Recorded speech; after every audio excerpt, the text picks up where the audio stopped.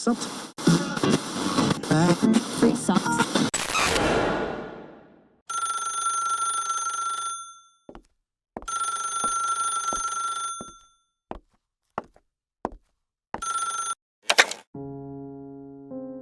Hey, halo semuanya, lu semua lagi dengerin gue, Gary Ardian. Gimana kabarnya? Buat yang lagi ngejalanin ibadah puasa nih ya, puasa pertama semoga lancar.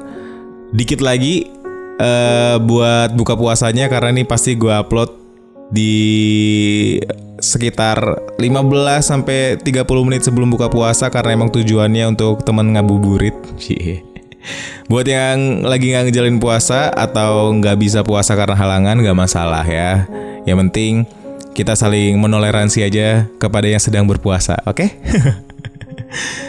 Sekarang gue pengen ngomongin soal, ini sebenarnya lanjutan dari podcast yang kemarin, soal tanda kita itu udah cukup dewasa secara emosional atau belum gitu. Karena kemarin kita ngomongin soal apa itu marah dan gimana mengubahnya menjadi ramah gitu. Dan sekarang lanjutannya adalah kita ngomongin dulu nih, kalau kita udah dewasa secara emosional itu kayak gimana? Karena bakal lebih memudahkan kita dalam beradu argumen atau berdiskusi dengan pasangan atau siapapun deh ya. Karena ini sebenarnya bisa diaplikasikan ke mana aja, mungkin ke teman kerja, mungkin ke keluarga atau siapapun yang berhadapan dengan kita gitu, yang jadi lawan bicara kita gitu. Gue ngomongin soal kedewasaan secara emosionalnya, tapi emang sedikit spesifik dalam sebuah hubungan. Tapi semoga kalau misalnya lo ambil dengan matang, atau mungkin lo harus ulang berkali-kali podcast gue, ini bisa lo gunakan di kehidupan yang lain lah, bukan cuman di dalam hubungan aja, oke? Gue pengen ngomongin soal kedewasaan secara emosional di dalam hubungan, karena itu sangat perlu banget, sangat diperlukan gitu. Saran yang cukup serius adalah, menurut gue, jangan coba pacaran atau jangan coba untuk menjalin hubungan kalau masih labil dan belum dewasa. Mendingan udah temenan aja dulu gitu. Karena untuk emosi diri sendiri aja masih belum bisa dikendaliin, gimana mau mengendalikan emosi orang lain gitu, yang bakal bersama-sama kita dalam jangka waktu yang lama gitu. Mungkin 24 jam sehari kita bakal berhubungan sama dia gitu. Kalau emosi kita aja belum bisa dikontrol, jangan pacaran dulu, jangan menjalin hubungan dulu mendingan. Karena tingkat kematangan berpikir dan menguasai emosi masing-masing adalah salah satu hal yang menjadi penentu dalam kelangsungan sebuah hubungan. Nah, gue berharap podcast ini tuh bakal didengar nggak cuman sekali aja, karena gue pun kayaknya bakal terus mengulang podcast yang satu ini sebagai reminder. Karena kita akan terus perlu diingatkan bagaimana jadi dewasa secara emosional dari waktu ke waktu, oke? Terus Ger, apa aja yang diperlukan dalam membentuk pribadi untuk bisa jadi dewasa secara emosional gitu? Nah, seperti biasa, kita harus ke akar masalahnya dulu nih. Karena masalahnya bukan soal orang lain yang ada di sekitar kita, bukan soal pasangan kita, bukan soal siapapun, melainkan soal diri kita sendiri. Gimana kita mengenal diri kita dan menjaga emosi kita agar tetap terkendali. Kalau ternyata lu baru dengerin podcast ini tapi belum denger episode sebelumnya, ada baiknya lu dengerin dulu nih tentang marah yang ternyata merupakan secondary emotion dan selalu ada primary emotion yang menyebabkan marah itu terjadi gitu, yang jadi penyebabnya. Oke? Kalau udah denger podcast yang itu, baru kita lanjut lagi yang ini. Oke, gue anggap kalau misalnya ini masih dilanjutin sama lo, berarti lo udah dengerin podcast yang sebelumnya. Jadi ada hal yang pertama menurut gue harus kita miliki untuk bisa dibilang mencapai kedewasaan emosional, yaitu adalah batasan yang sehat. Jadi kita perlu bisa menentukan apa yang baik dan buruk bagi kita. Dalam hubungan juga kita perlu nih mengkomunikasikan tentang batasan-batasan ini. Makanya penting banget untuk mengetahui dan mengenali diri kita sebelum menjalin hubungan dengan orang lain. Karena perlu kita sampaikan nih kepada pasangan kita, seperti apa kita ingin diperlakukan, seintens apa kita mau berkomunikasi, kapan kita mau mengutamakan diri sendiri dibandingkan dia gitu. Apa yang kita butuh, apa yang kita mau, dan segala batasan-batasan lain yang perlu diketahui oleh pasangan kita. Baik banget kalau bisa dikomunikasikan dari awal. Jadi ke depan kalau ada sesuatu yang gak nyaman untuk kita bisa upayakan untuk tidak terjadi karena emang udah dibicarakan dari awal gitu. Batasan ini penting banget nih, apalagi kalau ranahnya udah masuk ke ranah privacy kan. Kita harus menghargai privasi masing-masing. Ngomongin soal privacy, gue punya gue rasa nih masih banyak yang gak ngerti apa sebenarnya privacy itu. Sedalam apa kita harus percaya dan sampai mana batasan yang sehat untuk memberikan privacy kepada pasangan gitu. Kebanyakan yang belum mengetahui hal ini biasanya juga belum mengetahui bahwa sebenarnya ada perbedaan antara privacy dengan secrecy. Soal hal ini kayaknya kita bakal bahas di podcast yang beda aja deh ya. Kembali ke soal batasan, gue kasih contoh kapan biasanya kita kasih batasan ke pacar kita gitu ya. Biasanya nih, kalau gue sendiri ketika kerjaan numpuk, gue bakal bilang gue lagi banyak deadline jadi mau kerjain ini dulu ya. Jadi kayak gue bakal bilang bukan karena gue gak mau chattingan atau gimana, tapi emang karena lagi ada banyak yang mau dikerjain. Kira-kira kayak gitu. Kita harus jelasin apa kondisi yang bikin kita gak bisa untuk memenuhi, mungkin dia lagi pengen ngobrol atau pengen gimana gitu. Batasan itu perlu kita komunikasikan. Atau mungkin lu punya batasan-batasan lain. Misalnya nih, kalau misalnya lu cewek, kita pasti gak pengen terjadi apa-apa kan kepada lu ketika ngejalin sebuah hubungan gitu. Lu bisa menolak hal tersebut kalau misalnya lu gak nyaman berada di kondisi itu bersama pasangan lo gitu. Karena gue pengen kita tetap ada di sebuah hubungan yang sehat. Percuma kita menukarkan sesuatu yang sebenarnya nggak ada hubungannya dengan kebaikan dalam hubungan kita gitu. Sementara menjalin hubungan itu cuma untuk mengetahui apakah dia adalah seseorang yang terbaik buat kita atau bukan. Selebihnya itu diperlukan tanggung jawab yang lebih besar untuk bisa berdamai dengan risikonya. Oke. Selanjutnya, kita juga perlu mengetahui apa alasan sebenarnya kita jadi emosi. Kita harus bisa mengidentifikasi apa yang sebenarnya terjadi. Karena ini penting banget. Kenapa amarah jadi meluap-luap, dan seperti yang udah kita bahas di podcast sebelumnya, penting juga untuk mengetahui apa yang jadi primary emotion, sehingga secondary emotionnya muncul dan membuat semuanya jadi runyam. Oke, kita harus punya gambaran apa yang sebenarnya terjadi. Gak cuma soal marah sebenarnya. Kalau misalnya kita nangis dan gak tahu alasannya apa, kita juga harus mencari tahu perlahan-lahan apa yang sebenarnya terjadi. Apakah kamu merasa tersakiti? Atau terlalu capek dengan semuanya? Atau malah karena kangen dengan dia? Masalahnya gak semua orang yang bisa dengan mudah mengkomunikasikan emosinya nih. Untuk itu, kita perlu latihan untuk hal ini gitu. Gue sendiri biasanya sebelum tidur mereview kembali apa-apa aja yang udah gue lewatin hari ini. Apakah hari ini gue seneng, marah, tersakiti, apapun deh. Apapun yang gue terima bakal gue identifikasi. Lama-kelamaan, kita bakal tahu nih apa yang sebenarnya terjadi pada diri kita hari itu. Selanjutnya, tanda lo udah cukup dewasa secara emosional adalah sanggup mengakui kalau lo baru aja melakukan kesalahan. Dan yang paling penting, lo juga mau mendengarkan.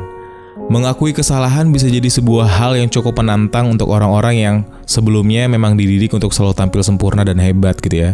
Menurut gue di generasi sekarang banyak banget yang melewati hal ini gitu. Untuk jadi yang untuk jadi paling hebat, paling jago, terus harus juara 1, ranking 1 gitu. Kalau misalnya ikut perlombaan ternyata nggak menang, harus tetap dapat sertifikat sebagai peserta lah gitu ya. Ya hal-hal tersebut itu ya mau nggak mau ngebentuk pribadi kita juga kan. Yang ini juga lagi-lagi butuh latihan nih untuk bisa menerima kesalahan, untuk bisa mengakui kesalahan gitu ya. Karena dalam sebuah adu argumen di dalam hubungan, kita semua punya kesempatan untuk meminta maaf karena sadar atau tidak sadar kita menjadi bagian dalam adu argumen kala itu. Buat gue ini gak ada salahnya, karena pembiasaan untuk bisa saling minta maaf dan saling memaafkan setelah sebuah adu argumen yang terjadi di antara kalian bersama pasangan, tanpa peduli siapa di antara kalian yang melakukan kesalahan, bisa jadi ini tuh salah satu cara yang bagus dalam proses pendekatan untuk makin kenal satu sama lain. Karena nggak selamanya masalah di dalam hubungan itu hitam dan putih gitu. Kadang lo ngerasa lo yang bener, dia juga ngerasa dia yang bener. Nggak bisa ditemuin yang mana yang jadi penyebabnya kalau misalnya di antara kalian nggak ada yang mau mulai untuk saling minta maaf dan saling memaafkan. Maka dari itu, mendingan mulai untuk membiasakan diri, nggak peduli siapa yang salah, ya minta maaf aja dulu gitu. Atau mungkin bisa malah kasih reward ke siapapun yang mau minta maaf duluan ketika lagi adu argumen. Jadi hubungannya bakal adem ayem gitu kan. Ketika salah satu di antara kalian ada yang dalam kondisi marah atau lagi emosi yang meluap-luap, yang satunya lagi menenangkan. Dan biasakan juga untuk bisa meredam emosi diri sendiri ketika sedang beradu argumen dengan pasangan kita. Jadinya diskusi yang tercipta jadi lebih tenang dan menimbulkan rasa aman buat kedua belah pihak gitu. Kerja sama yang baik sangat diperlukan nih dalam kondisi ini. Ya, tak lain tak bukan karena kebanyakan dari kita juga nantinya bakal menyesali alasan kita untuk terus marah kepada pasangan. Kalau misalnya dipikir-pikir lagi nih, ketika kita sekarang melakukan sesuatu yang kemarin gue udah bahas, seperti anak kecil yang lagi ngamuk, kalau misalnya kita nanti udah dewasa, kita kalau dipikir lagi, gimana tuh? Kita bakal nyesel nggak sih kira-kira dengan apa yang kita lakuin di masa lalu? Makanya dari itu biasakanlah dari sekarang. Ya udah yang kemarin udah jadi pelajaran lah di masa lalu. Kedepannya kita harus bisa lebih baik lagi. Karena jadi keras kepala atau ya bisa juga pasif agresif dalam sebuah adu argumen gitu ya. Itu tuh nggak menyelesaikan masalah sama sekali. Atau juga bahkan silent treatment. Kalau terus dibiarin terjadi, nggak nyelesain apa-apa juga gitu. Hal-hal tersebut itu tuh membuktikan kalau malah kalian itu berfokus sama masalahnya aja. Sedangkan kalau misalnya kita lagi ada masalah sama pasangan, kita tuh harus fokus ke solusinya. Kalau kita bertahan untuk jadi keras kepala, pasif agresif, silent treatment, justru malah bakal menimbulkan masalah baru nantinya. Jadi nggak ada salahnya saling mendengarkan satu sama lain dan menerima apa yang sebenarnya pasangan kita rasain gitu. Karena kadang dalam sebuah adu argumen, ada salah satu dari kalian yang jadi males buat ngutarain apa yang dirasa karena selalu dibantah dan disalahin lagi. Bener gak sih? Nah, selanjutnya, tanda kita cukup dewasa secara emosional adalah berpikir sebelum bertindak. Kita nggak boleh terlalu cepat bereaksi atas berbagai hal yang mungkin aja mengakibatkan pertengkaran. Gua pun sering bilang, sabar, aku harus pikir-pikir dulu deh kayaknya sebelum memberikan reaksi apapun gitu. Gue juga sering memberi waktu buat Sally untuk mengutarakan apa yang dia rasain. Terus kalau dia udah selesai mengutarakan apa yang dia maksud, gue bakal bilang, oke, kalau itu yang kamu rasain, nanti aku bakal jawab kalau kamu udah tenang ya. Atau kalau misalnya kondisinya udah lebih nyaman lah gitu, nanti kita diskusin lagi. Nggak membantah apapun yang dia katakan, karena gue tahu kalau dibantah saat itu, nanti juga ada bantahan selanjutnya. Karena dia lagi ada di kondisi yang defensif dengan argumen yang dia punya gitu. Sementara gue percaya komunikasi yang baik itu bukan komunikasi untuk saling menjawab, tapi untuk saling mengerti. Karena selalu ada alasan kenapa orang meluapkan emosinya. Bisa jadi hari itu dia baru melewati hari yang berat, atau karena merasa tersakiti akan perkataan seseorang sehingga meluapkannya ke kita, atau ya bisa jadi karena belum dewasa secara emosional gitu. Dengan berpikir sebelum bertindak, harapannya kita bisa mengidentifikasi apa yang sebenarnya terjadi di balik emosi yang dikeluarkan oleh pasangan kita. Kita coba untuk tidak bereaksi cepat sebelum pikir panjang. Hasil yang bakal kita dapat, kalau ngelakuin hal ini pasti bakal jauh berbeda gitu. Lebih baik pokoknya. Satu yang perlu kita jadiin pedoman ya. Ketika pasangan kita sedang naik pitam, yang pertama kali perlu dilakukan adalah membuatnya jadi lebih tenang. Selanjutnya, untuk bisa sampai menjadi dewasa secara emosional, kita juga perlu mengkomunikasikan apa yang kita maksud dan meluapkan apa yang ada di pikiran kita sejelas-jelasnya. Sesederhana mengkomunikasikan kalau dia sering melanggar janji dan ingin untuk lebih bisa memegang janjinya, atau mengatakan bahwa apa yang dia katakan barusan itu menyakiti kita. Kita harus bisa mengutarakan apa yang kita maksud itu, mengkomunikasikannya dengan pikiran yang sejelas-jelasnya. Bukan malah diem dan memendam semua emosi itu sendirian. Orang itu nggak bisa baca pikiran kita gitu. Isinya itu harus kita yang menerjemahkan dan sampaikan kepada yang bersangkutan gitu. Hal ini juga perlu dilatih. Jadi jangan ngerasa, gue nggak bisa tuh kayak gitu. Ya nggak masalah. Kalau misalnya hari ini belum bisa, pelan-pelan aja. Nanti lama-kelamaan juga bakal kebentuk sendiri polanya supaya kita jadi bisa mengutarakannya dengan baik gitu. Dan kalau misalnya nggak mau ngelatih ini sayang banget, karena nantinya juga bakal bisa berguna buat kita berkomunikasi dengan lawan bicara dengan lebih baik lagi, bukan cuma pasangan kita doang gitu. Jadi sebenarnya kalau misalnya kadang kan kita tuh ngerasa gue tuh nggak enak ngutarainnya, gue tuh nggak nyaman kalau misalnya nanti gue tuh melakukan konfrontasi ke seseorang gitu. Padahal sebenarnya nggak apa-apa kalau kita merasa nggak sependapat, nggak apa-apa kalau kita ngerasa perlu untuk bilang kalau kita tersakiti oleh perasaannya gitu. Tapi disampaikannya dengan elegan, bukan marah-marah. Terjemahin dulu apa yang mau lo sampein dengan orang ini, dengan siapapun, sebaik mungkin, sehingga output yang keluar nanti sesuai dengan apa yang lo butuh. Nggak emosional lah gitu ya.